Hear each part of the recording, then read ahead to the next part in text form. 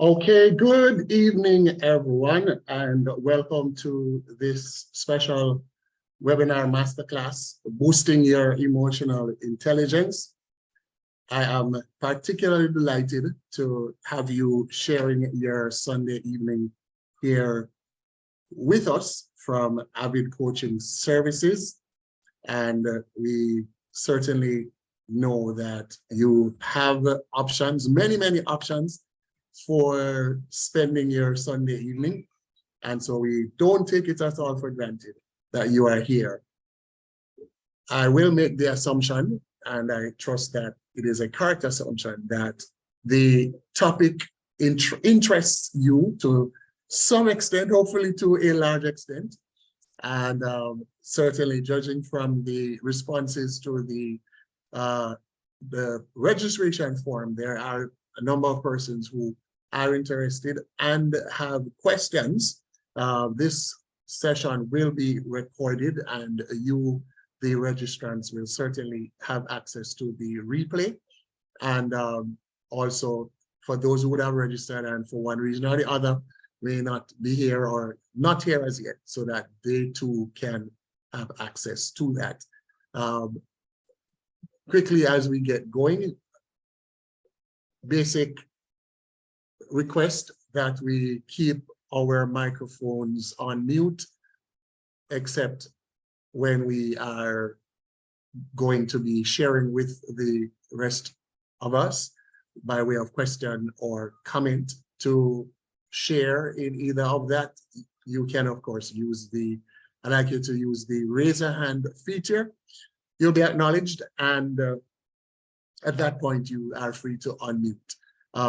I will perhaps invite your interaction as we go along, but I'm going to ask that just so we can maximize and manage our time well, the session is intended to last for 1 hour. We know that our time is one of our most valuable assets, so we want to manage that very carefully.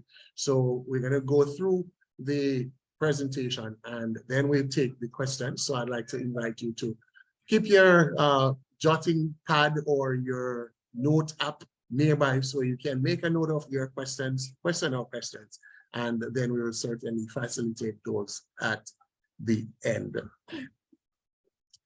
So without much further ado, we're going to get right into things. And the agenda is on screen. We're going to have introduction. Then we're going to look at what is emotional intelligence, followed by differentiating between emotional intelligence and cognitive intelligence. We'll then look at signs of high emotional intelligence. What are some of the indicators that a person has a high level of emotional intelligence? Then we share a special announcement to be followed by how do we measure emotional intelligence? Sorry, how do we measure emotional intelligence? And then we go to the last part of the presentation, the main part, looking at how do we boost our emotional intelligence.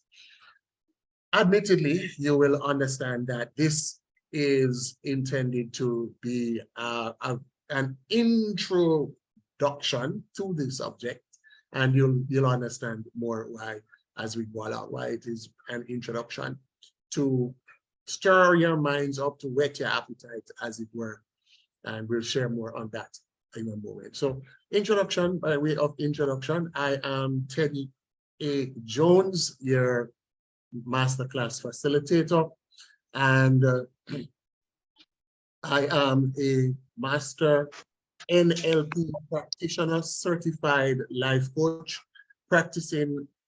offering services through Avid Coaching Services, Avid representing activating visions, ideas, and dreams. Activating visions, ideas, and dreams. Avid Coaching Services.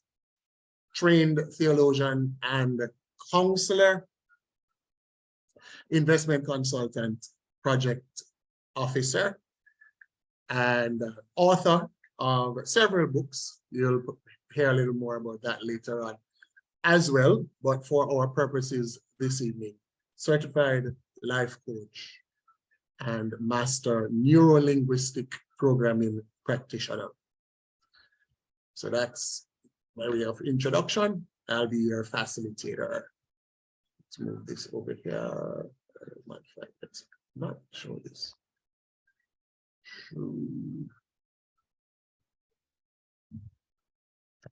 All right, great.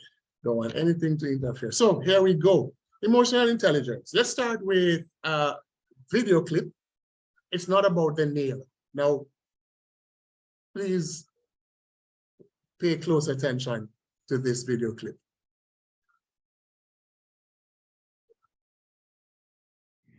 It's just, there's all this pressure, you know? And sometimes it feels like it's right up on me and I can just feel it, like literally feel it in my head, and it's relentless. And I don't know if it's going to stop. I mean, that's the thing that scares me the most, is that I don't know if it's ever going to stop. Yeah. Well, you do have a nail in your head. It is not about the nail. Are you sure? Because, I mean, I'll bet if we got that out of there... Stop trying to fix it. No, I'm not trying to fix it. I'm just pointing out that maybe the nail is causing... You always do this. You always try to fix things when what I really need is for you to just listen. See, I don't think that is what you need. I think what you need is to get the nail See, out. you're not even listening now. Okay, fine. I will listen. Fine. It's just, sometimes it's like there's this achy, I don't know what it is. And I'm not sleeping very well at all. And all my sweaters are snagged. I mean, all of them. Yeah, that sounds really hard. It is. Thank you. Ow! Oh, come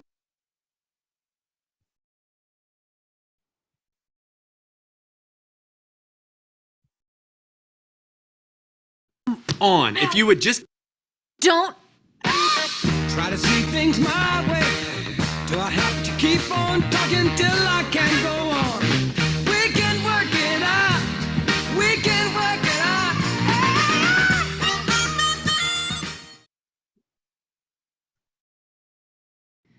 It's just.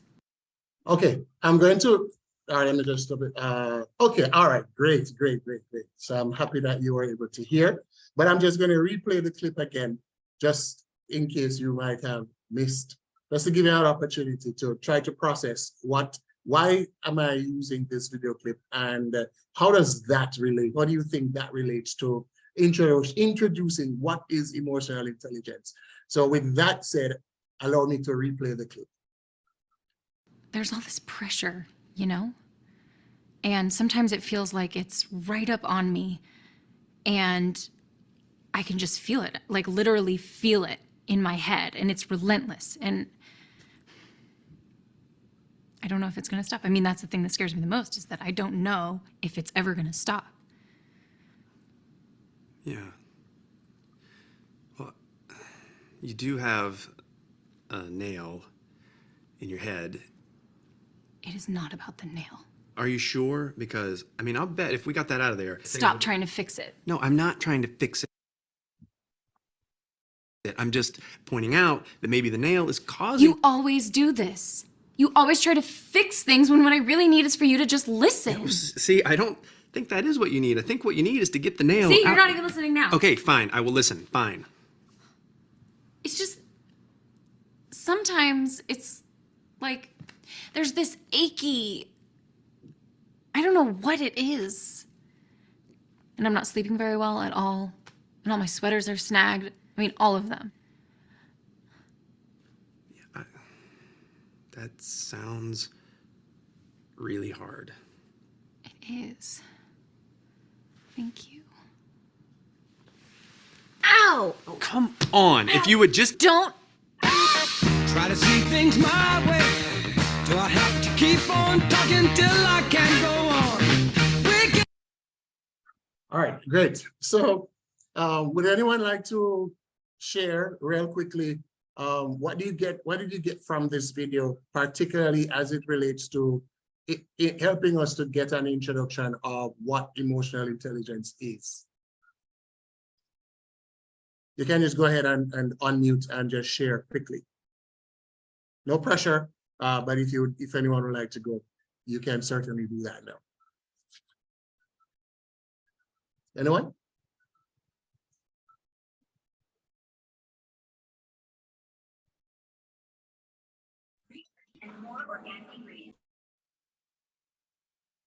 Sorry, didn't get that.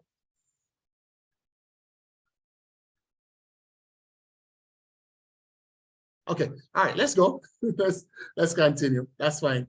All right, so according to Dr. Joan Frederick, consultant psychiatrist, emotional intelligence is the ability to use, understand, and manage one's own emotions in a positive way, and to manage stress, communicate effectively, de-escalate issues, problem solve, and empathize with other people.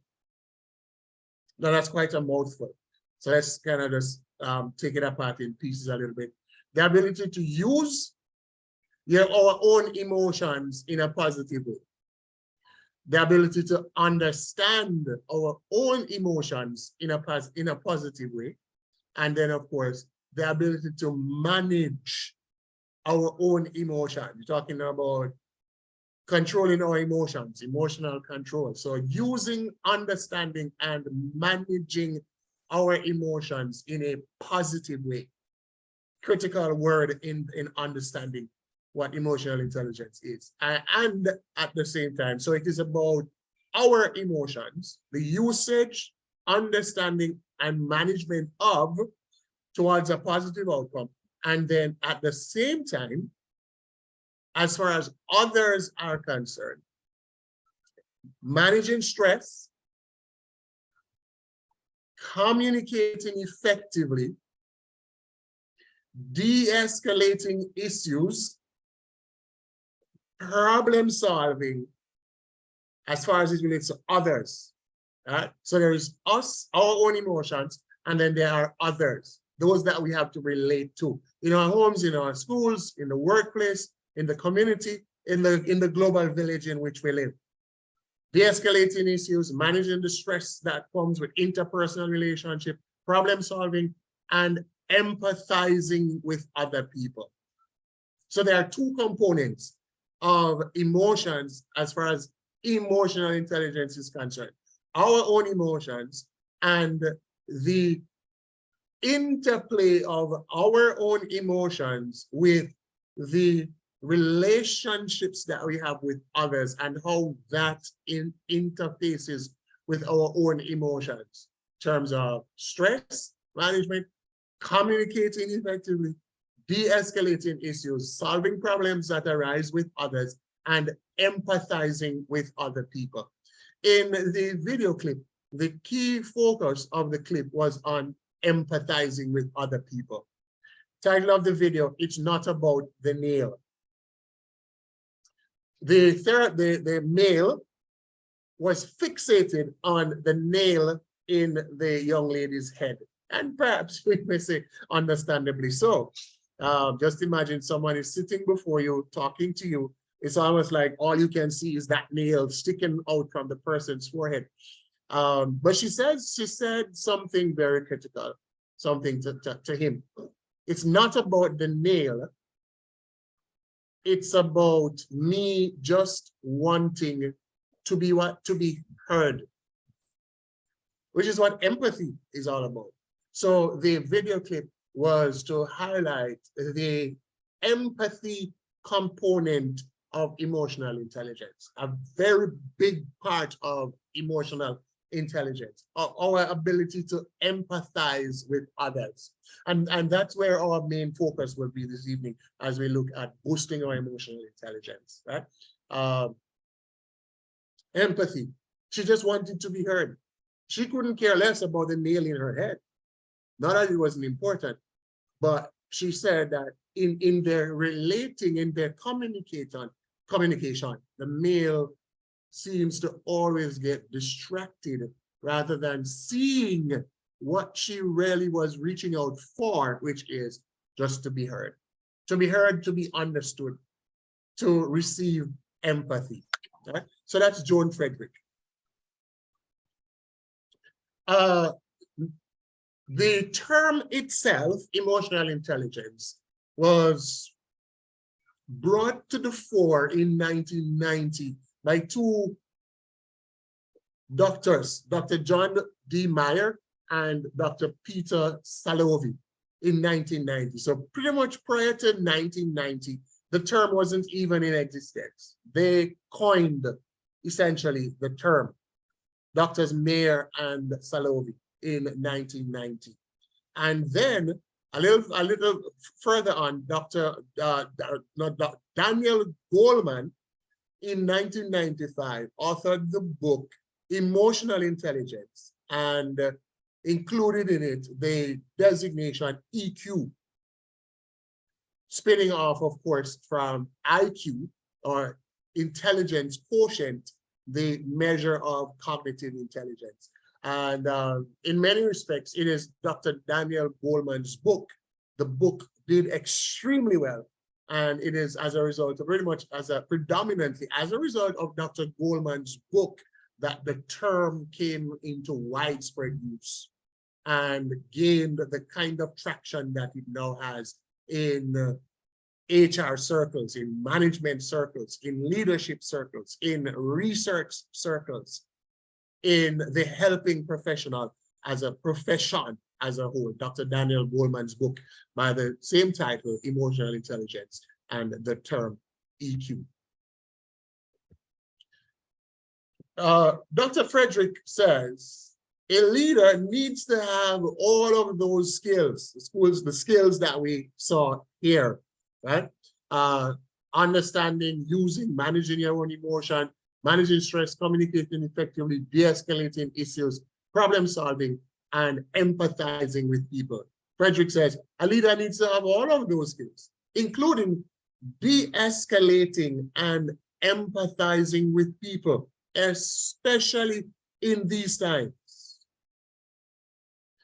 Emotional intelligence is one of the key things of working with people and helping people grow. Prior to the pandemic, as I said, from 1995 coming all the way up to pre-pandemic, each year more and more persons in the management field and in the field of CEOs, among CEOs and among HR professionals, increasing emphasis was being placed on training and developing and scoring emotional intelligence. So much so that in headhunting in large firms, certainly when CEOs were being recruited, particularly for change positions, CEOs that were being headhunted, particularly to pivot companies and pivot agencies, emotional intelligence became a very important determinant of whether that CEO was ultimately hired or not. And it became a very important training index area of focus for HR, particularly in the larger companies. Frederick is of the view, and I certainly share the view, that now in particular, and by now I mean specifically post-pandemic, in the post-pandemic world, where the stress factor was exponentially exacerbated, emotional intelligence is now one of the key things of working with people and helping people grow. There are some companies that will place an inordinate amount of focus on one's EQ score over and above one's IQ. That's how important it is now considered as a key factor in working with people and helping people grow in the world of work. So that's emotional intelligence. In a nutshell, very, very, very truncated. Like I said, Daniel Goleman wrote an entire book by that term. All right. I mentioned EQ, the term EQ coming as a spin-off back to our agenda, differentiating then between EI, emotional intelligence, or EQ, used interchangeably, and CI, here CI meaning cognitive intelligence. So how do we differentiate between the two? Cognitive intelligence, of course, focuses on our abilities, such as our intellect, logical reasoning, analytical skills, memory, and ability to learn and retain information. That's according to Beth Housing, Dr. Beth Housing, Director of Behavioral Health at HIMSS and HERS. So that's cognitive intelligence measured by our IQ. And you perhaps are aware that so far, I stand to be corrected, but so far as I know, to the best of my knowledge, Dr. Albert Einstein is the human who has measured the highest IQ level. Not sure if I haven't certainly heard of anyone having eclipsed him as yet. All right. Let me know if you are tracking so far. Let me know if you are comfortable so far. Don't want to moving quickly, but at the same time, don't want to be moving too quickly. So just give me a 1 in the chat if you are good, if you are tracking, if you are following, and if it's good so far. All right, just give me a quick 1 in the chat so I know that we are on the same page. And emotional intelligence, on the other hand, by contrast to cognitive intelligence, emotional intelligence measures how well we express and cope. All right, good, thanks, 111, thank you so much.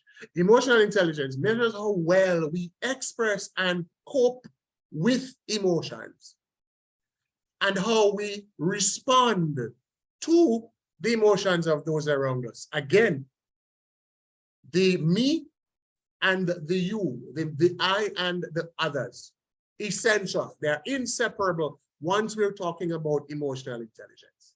Right? So how well are we coping with how well do we express and cope with our emotions?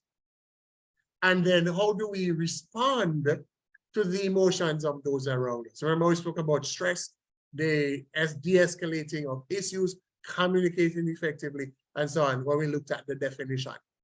So while cognitive focuses on your analytical skills, your memory, your ability to learn and retain information, I hope you're seeing, hopefully, and if you're not, let me just make it very clear, that based on this, it is very possible that a person can score very high on one and not so high, or perhaps even very low on the other.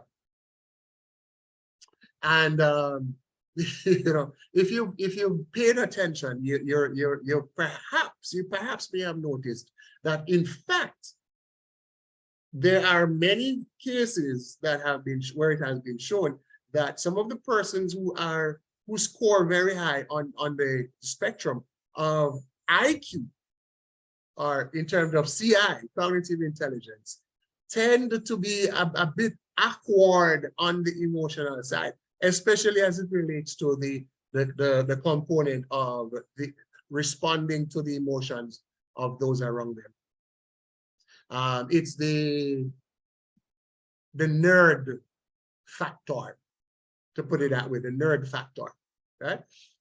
We're scoring very highly on the cognitive intelligence, but kind of socially awkward.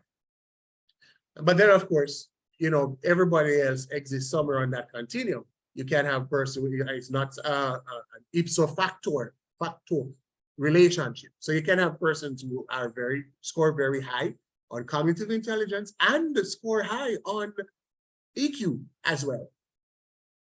So I'm not trying to say that it's a given that's set in stone. All right. So it's important that we understand the difference between the two. So we've covered that. We've covered the introduction, what it is, and then the differentiation. What are some of the signs of high emotional intelligence? And you perhaps might want to do a quick self-assessment, self-measurement. Very, very unscientific, of course, but the signs are the signs that have emerged from studies and from standardized emotional intelligence tests. The signs of high emotional intelligence. One, self-awareness.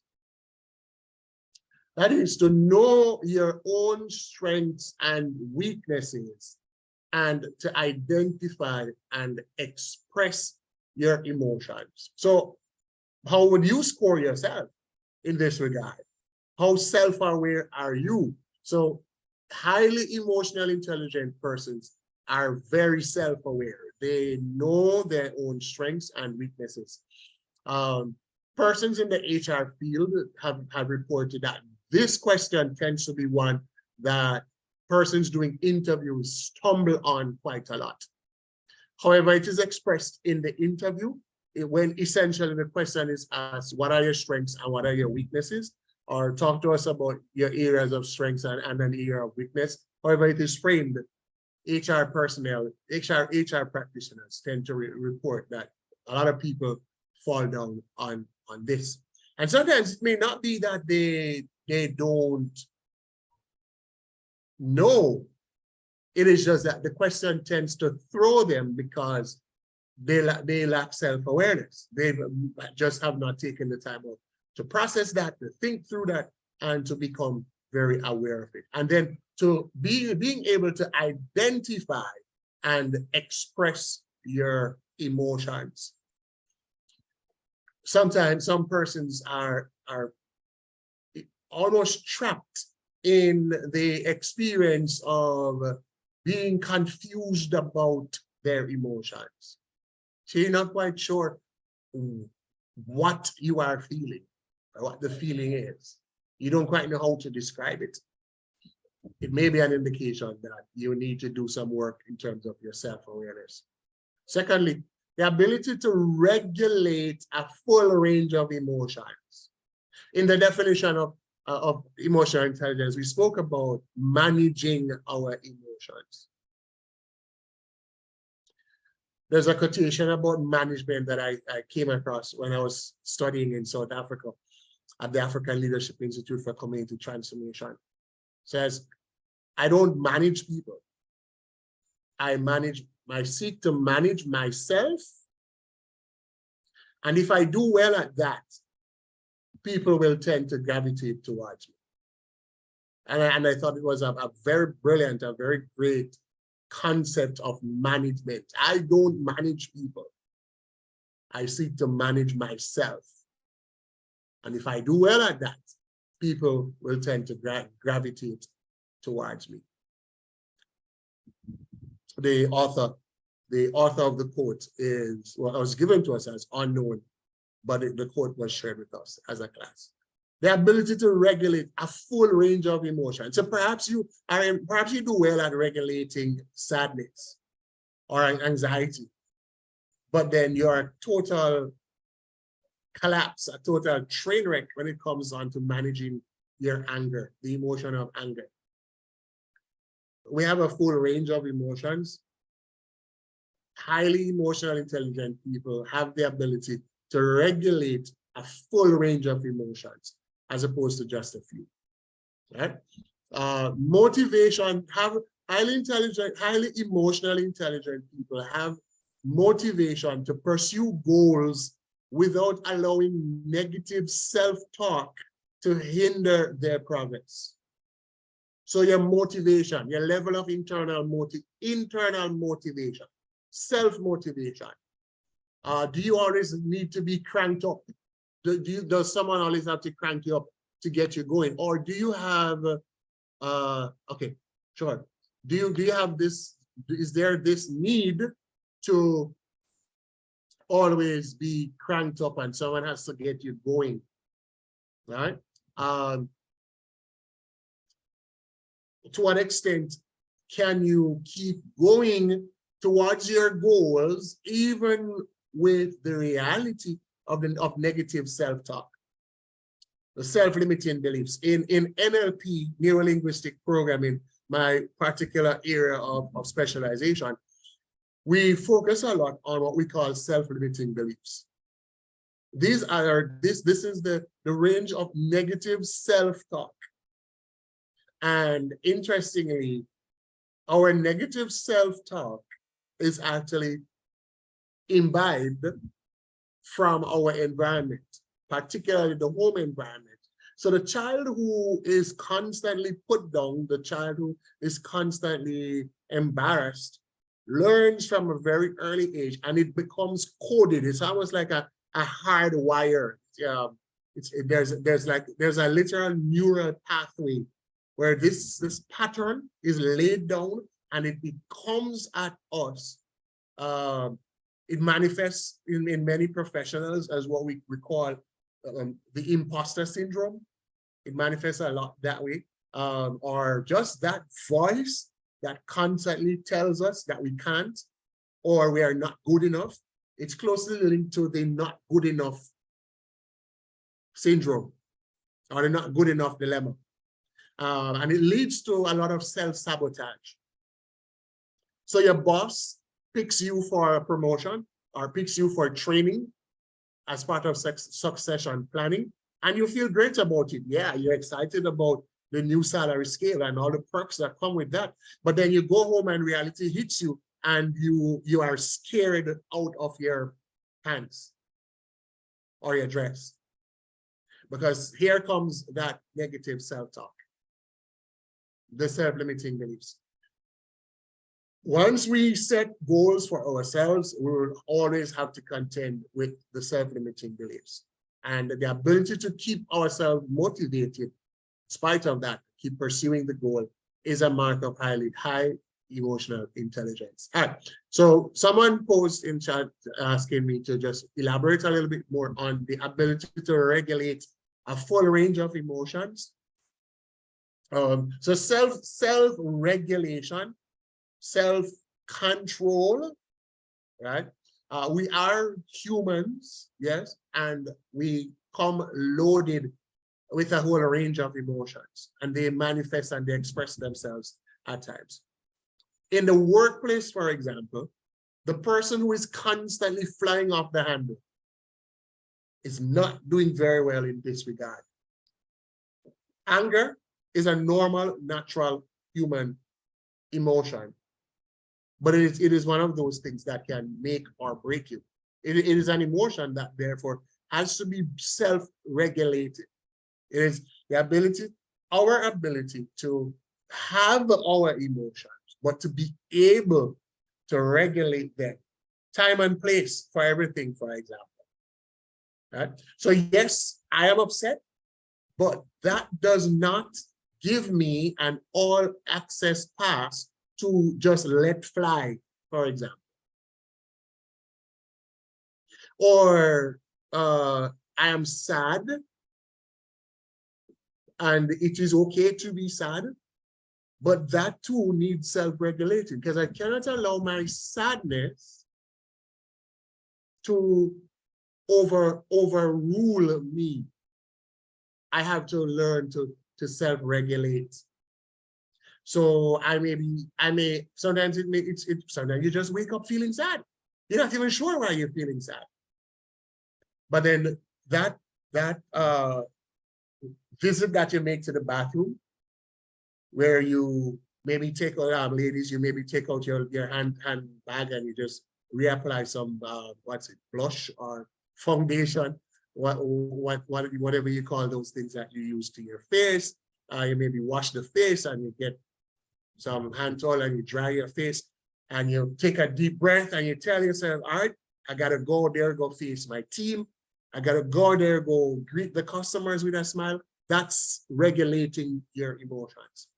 The point here is that we have a full range of emotions, and sometimes we focus on regulating some and we allow some to remain unregulated. So I hope it's a little clearer. So that's what that sign there is. Yeah, continuing. The ability to let go of mistakes and grudges. Both can be the sword of Damocles over an individual. Hey, we are human and we make mistakes. Get over yourself. Our mistakes don't define us. And we must never allow people to allow our mistakes to define us. So the ability to let go of the mistakes, as well as grudges, grouses, beef. I know it's very popular these days to beef and to boast about who you're beefing with. But I got news for you. That's not a sign of high emotional intelligence. These things serve no useful purpose in the person who has a growth mindset and the person who is on a growth agenda. And so to the extent that we have, the greater our ability to let go of mistakes and grudges, that's an indication of a higher level of emotional intelligence. Another one, a curiosity about others and their feelings. Or maybe to put another way, an interest in others and the feelings of others. Right? So at one end, there is the conveying by word and by action that I care zero about how you feel or about how anybody feels.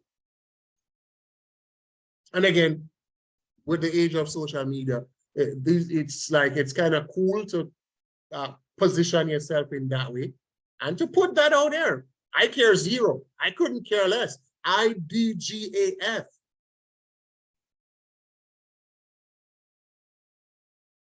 But is that something? Is that a posture though that works? Is going to serve one effectively in the world of work, in a world where you may be required to lead a team, right? If you are leading a team and you are truly interested in leadership, as opposed to maybe just holding a position, and certainly team synergy and teamwork requires that you have a curiosity about others and how they feel. So the posture of IDGAF sounds good on social media and may get one whole heap of likes and whole heap of followers, but it doesn't work in a world where we have to network and where we have to manage others and manage emotions and manage energies and synergies. Couple more. Empathy and understanding of the emotions and feelings of others. So not just a curiosity, not just an interest in, but empathy, to be able to enter into the person's shoes, the person's emotions and their feelings. Highly emotional intelligent people, or highly emotionally intelligent people show that. Then effective communication skills, including the ability to use I statements.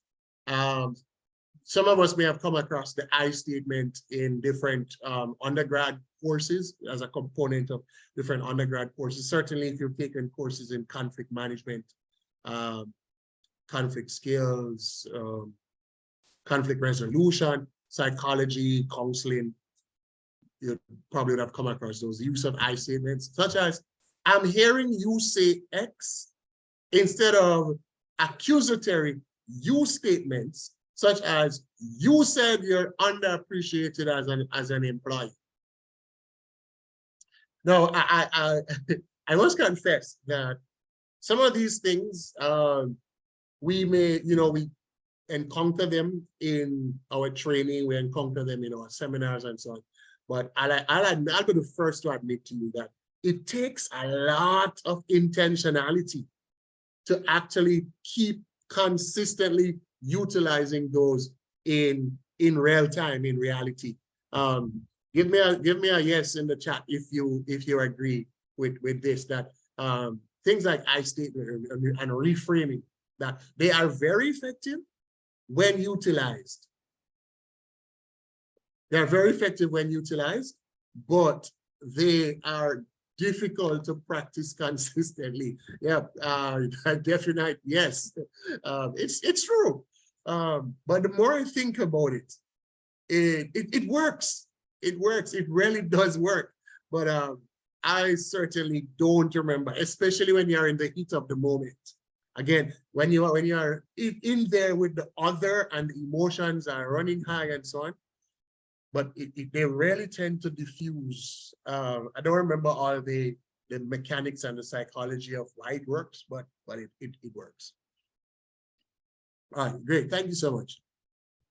And then highly emotionally intelligent people have the ability to manage relationships and respond appropriately to conflict. Now, that's a whole field in and of itself. Managing conflicts and responding appropriately to conflicts. Sometimes just the response to the conflict alone escalates the conflict, which is why when we looked at the definition as it relates to dealing with others, the definition of emotional intelligence, one of the first things we spoke about was de-escalating conflicts. So yeah, so that's the list. Oh, you're also going to get the slides, so don't worry too much if you're trying to make notes, and you're going to have the recording, of course. But hopefully you scored yourself objectively on the mini impromptu, very unscientific scoring to see where you are, and certainly the hope would be that you would have been able to identify the areas that you need to put some focus on and the areas where you may need some help on. Please, the intention is not for you to feel bad if you're saying, oh boy, this. If you had multiple areas that you're saying you need to work on. A person who recognizes areas that they need to work on is a person who is absolutely well set on growth, to be aware, and then of course to be able to take action on that awareness. Right? All right, so Higgins says yes, it takes away offense or defense from the person that the statement is about. All right, great, thanks Higgins, thanks for sharing that. It absolutely does. All right, Wade, you're saying not for you. I suppose you're saying that it's not difficult for you. I'm not sure if that's what you're saying, but you're saying not for you. Thanks for your contribution there as well in the chat. All right, so let's see how we're doing. Take a quick time check. Oh my goodness, where did the time go? All right, so we're at the special announcement. As good a time as any for the special announcement. So special announcement, just because you registered for, oh, there it is. Just because you registered for the webinar, I have a special for you who registered for the webinar. And the special has to do with this book. It's an ebook, Emotional Intelligence, written by yours truly. Maximize your emotional intelligence for unstoppable victory. I'm sorry. All right. But make sure you stay to the end of the webinar so that I can tell you exactly why it is such a special announcement. Because there is something more I need to share with you about this particular offer that I'm going to be, two other things that I'm going to be sharing, adding to the special just for being on the webinar. All right, so that was a special announcement. Measuring emotional intelligence and boosting your emotional intelligence would be the other two areas that we need to just cover before we wrap up. And this one is going to be quick, and then we're going to just introduce the boosting, and then we go to the end and tell you more about the special offer. All right. So how do we measure emotional intelligence? Just as how cognitive intelligence can be measured,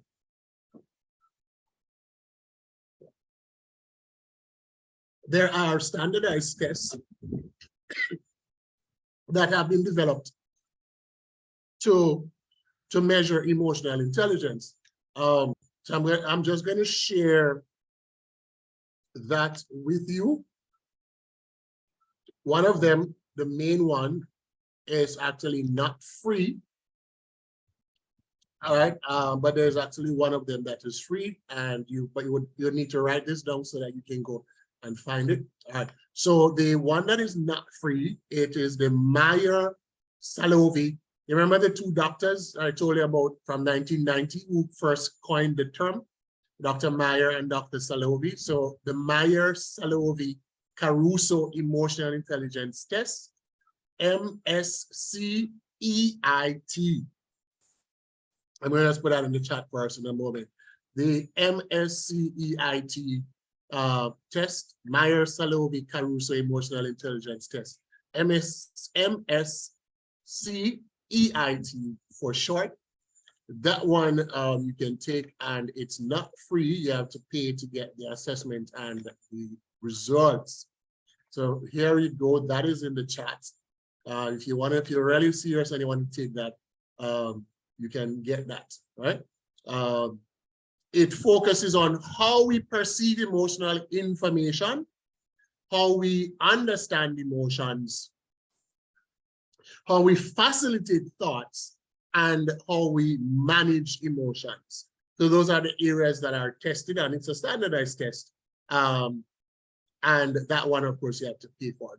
A good free one that you can find online is the Self-Report Emotional Intelligence Test, SREIT. And that one you can find free. You're all good Googleites. So I'm just going to put that in the chat for you, and you go and find that one. I'm going to encourage you to actually really do it and see what your score is. And of course, as with psychometric testing, the importance is very important that you answer the questions honestly. What is most often true of you? Not what you would like to be or how you would like to be, but what currently exists and is true of you. So you can take those on, you can get those and take them and see what your score is. All right, let's go now to look at boosting emotional intelligence. And that's the last thing on our agenda. All right. Now, in a very real sense, I'm sure you're perhaps familiar with the nature-nurture debate in terms of what makes us who we are. Is it nature? Is it our genes? Is it our DNA? Or is it our environment? Or is it a combination of both?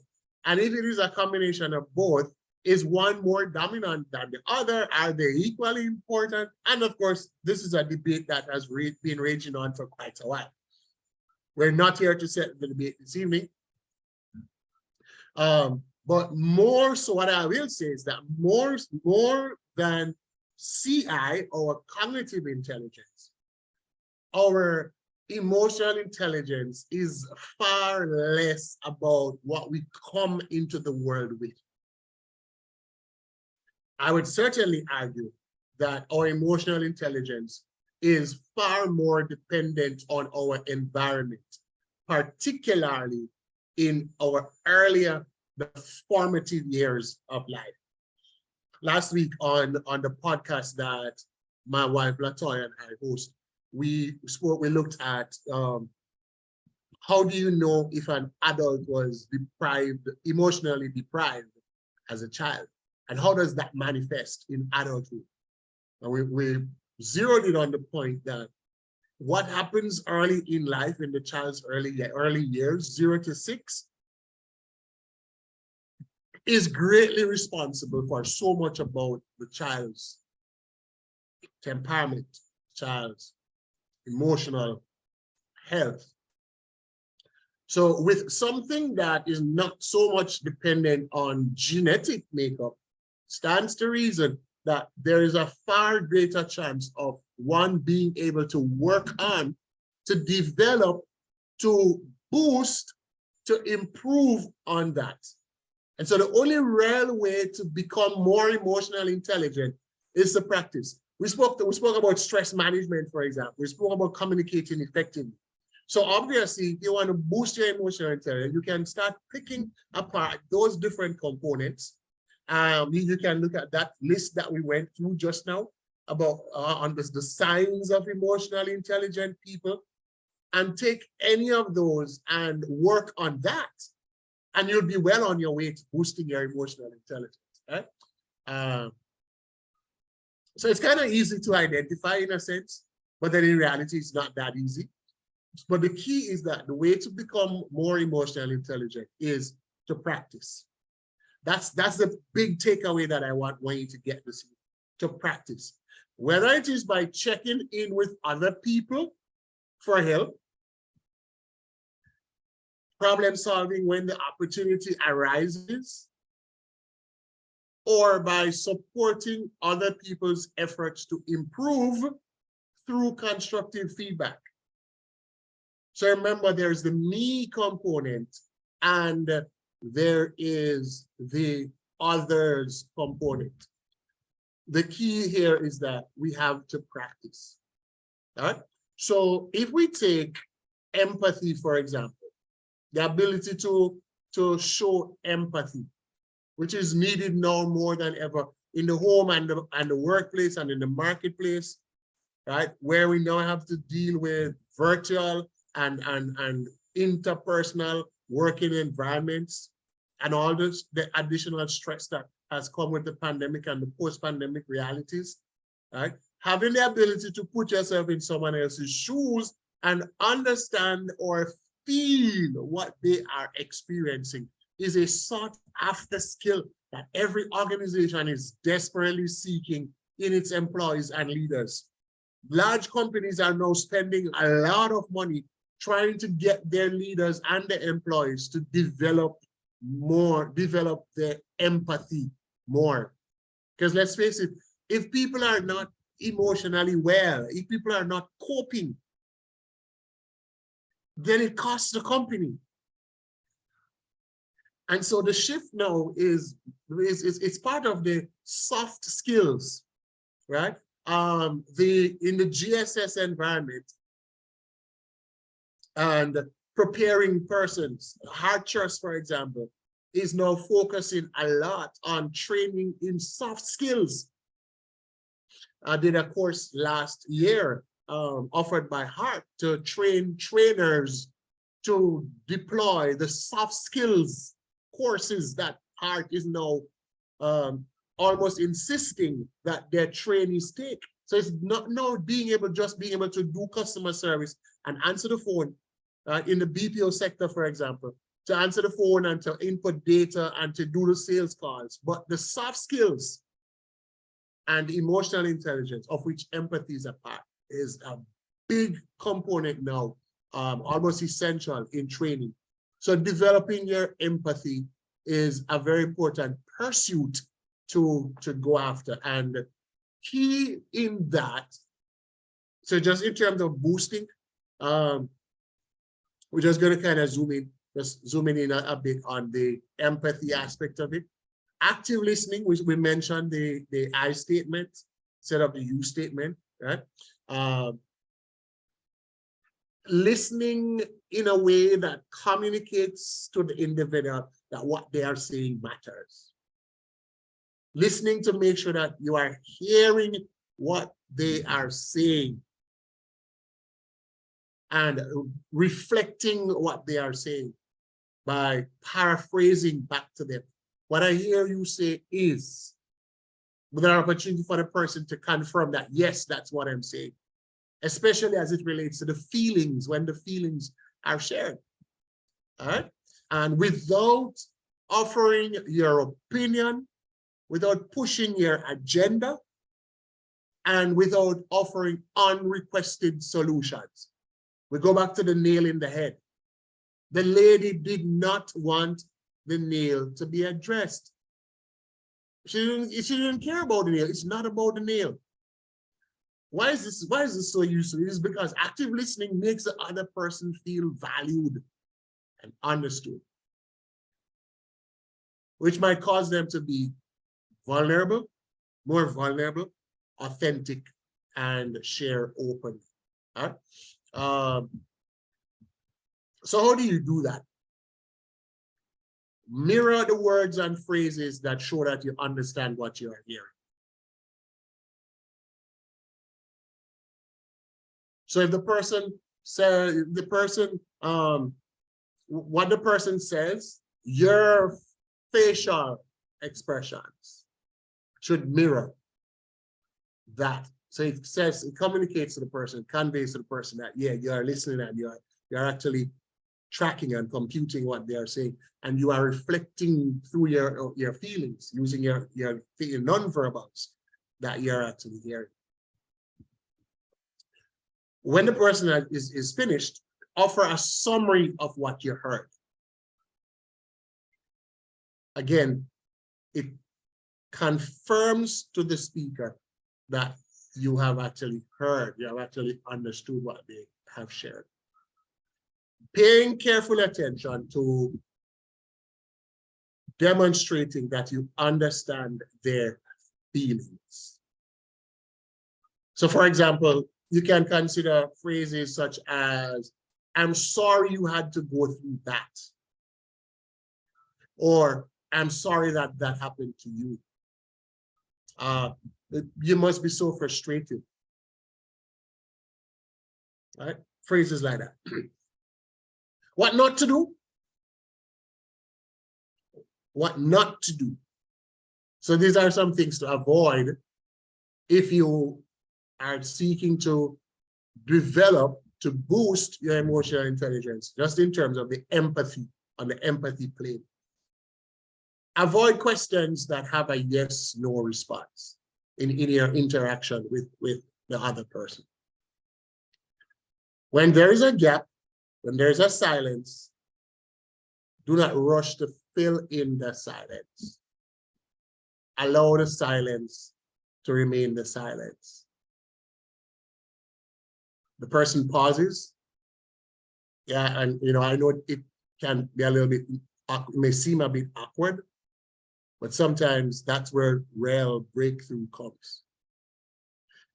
Avoid trying to fix the problem. Sometimes the person just wants to be heard. Back to the nail in the head again. Do not interrupt. Do not get distracted. Wait for it. Don't look at your phone. How many of us are guilty of this one? All of us are guilty of that one. So it's the kind of thing that you're probably going to have to help yourself by just put the phone away from you where you can't reach it. If someone is sharing, someone at work, in your space, and you're working on empathy, remember it's about being able to, increasing your ability to feel, to experience, to show concern for other people's feelings. So minimum distractions, and the phone is a big one. Don't fake that you are being attentive. Human beings know, we know when it's being faked. So don't bother with that. And don't try to one-up someone else's experience with a story of your own. And that's a temptation that we fall into so often. The person is sharing, and before you continue listening, oh, I had the same experience, or, well, this happened to me, but my ending is this way instead of that. it's not about you in this moment, it's about the other person. And it's a temptation that we have to learn to resist. So just to recap, our emotional intelligence has both to do with our ability to know, utilize, understand, and manage our emotions, and our ability to be aware of, respond to, and manage the emotions of others. And in the active sense, de-escalating issues, managing conflicts, communicating effectively, and de-escalating issues. We can boost our emotional intelligence through practice by identifying where we need to improve on each of the different domains, in the areas of empathy, in the areas of self-motivation, right? In the area of our social skills, our self-awareness. So one of my favorite quotations is from Socrates. It says, "The unexamined life is not worth living." And again, with the fast-paced world in which we now live, the instant era, and the rapidly changing era, and the era of noise and clicks, it is, again, something that one has to be very intentional about. Creating distance from ourselves to understand ourselves. Knowing ourselves more by taking time to be with ourselves, to understand ourselves, so that we are, our self-awareness is increased. And that will require us to look in the mirror a whole lot more. And I'm not talking about looking in the mirror when you're putting on your makeup or when you're getting dressed. Or the mirror of self-examination. Right?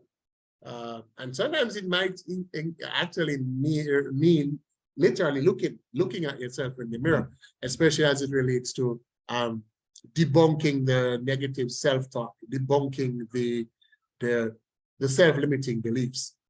A part of dealing with that is sometimes just looking at ourselves in the mirror and say, look, hey, you got this. You can do this, right? Or you've got to do this. You've got to accomplish this. Stay focused. Looking yourself in the mirror, literally, and looking at yourself in the mirror of self-examination, so that self-awareness can be increased. Right? The intention is to open our eyes to the reality of the importance of giving ourselves more than the slight edge. The more we boost our emotional intelligence in today's world, in the global marketplace that we now live, is the greater chance we give ourselves of being hired upwards. And being hired upwards does not anymore mean at your own company or at another company in your own country. We're talking about the global space here now. So it is something that is well worth it for our own sakes. And then it has very practical benefits of it greatly, significantly increasing our marketability as we boost our emotional intelligence. Our families will thank us, ourselves will thank us, our future selves, our legacy will thank us if we take the time to boost our emotional intelligence. Some of those things require additional help. And that's why we have counselors. That's why we have people like myself, life coaches. So let me just tell you a little more about the special offer, and then we go to the questions, other questions that you might have. So where do I have it now? Oh, okay. So let me just get back this. Okay, so I'm gonna bring this up and share the screen for us.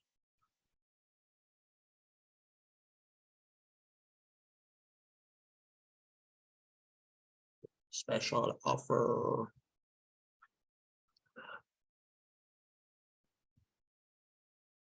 All right, so just for being on this call this evening on this masterclass, the special offer is the emotional intelligence, boosting your emotional intelligence for unstoppable victory.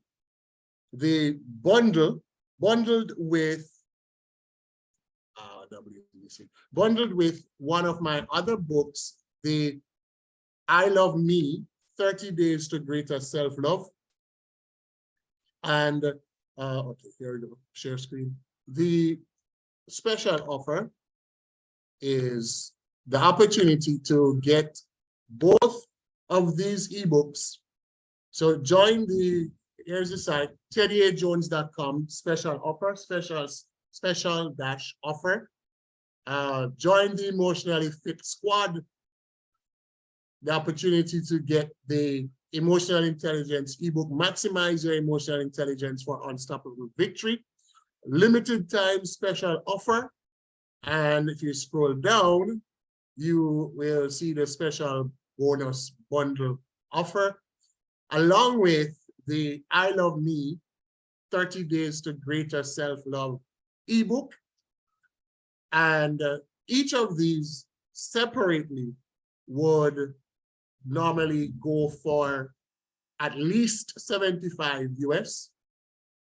The I Love Me 30 Days to Greater Self-Love is a trilogy. So there's the ebook, there is the worksheets, and there's the daily tracker. So along with the content focusing on developing greater self-love, there are 30 separate activities, one for each day that allows you to take a 30-day challenge, a personal 30-day challenge, one for each day, specific activities that help to develop our self-love.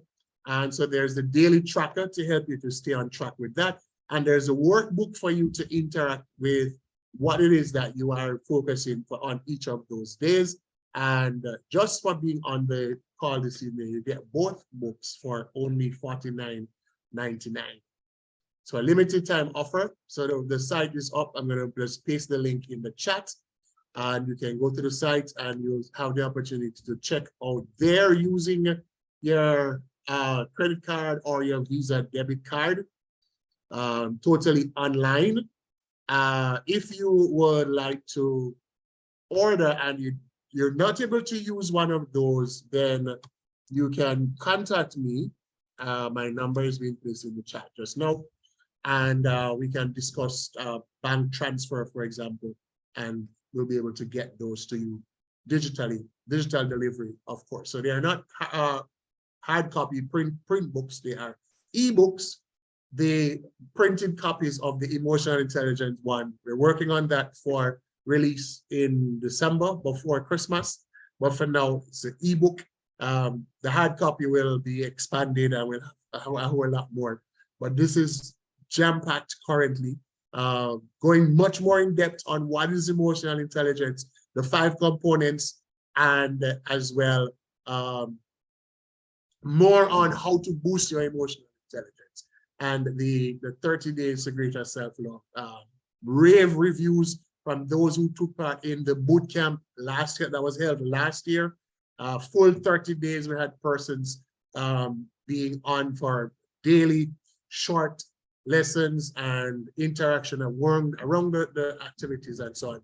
And the reviews are absolutely raving on that. So that is available. That's a special offer. It's up. You can go right now and start grabbing your special offer. Or if you're not able to do that online, get in touch with me and we'll get that to you.